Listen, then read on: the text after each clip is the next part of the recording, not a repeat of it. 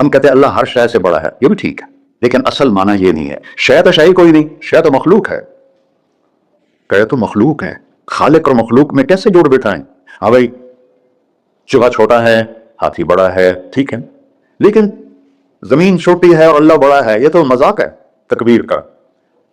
اللہ اکبر من ان یوسف، یہ اس کا اصل مطلب ہے کہ جتنی تعریفیں اللہ کی کر لو، جتنی حمد و ثنا اللہ کی کر لو، اور قیامت تک کرتے رہو، سارے مل کے کرو۔ سمندر کو سیاہی بنا دیتا ہوں، درختوں کو قلم بنا دیتا ہوں، تم پر علم کھول دیتا ہوں، لکھو میری تعریف تعریف تعریف تعریف تعریف۔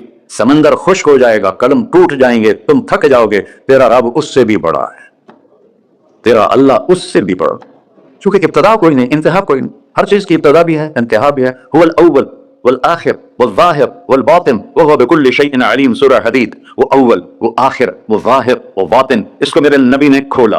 انت الاول فلیس قبلک شیء، تو وہ اول ہے جس سے پہلے کچھ بھی نہیں ہے۔ وانت الآخر فلیس بعدک شیء، تو وہ آخر ہے جس کے بعد بھی کچھ نہیں ہے۔ وانت الظاہر فلیس فوقک شیء، تو اتنا بلند ہے کہ تیرے اوپر کچھ نہیں ہے۔ وانت الباطن فلیس دونک شیء، تو اتنا چھپا ہوا ہے کہ تجھ سے کوئی چیز چھپ نہیں سکتی۔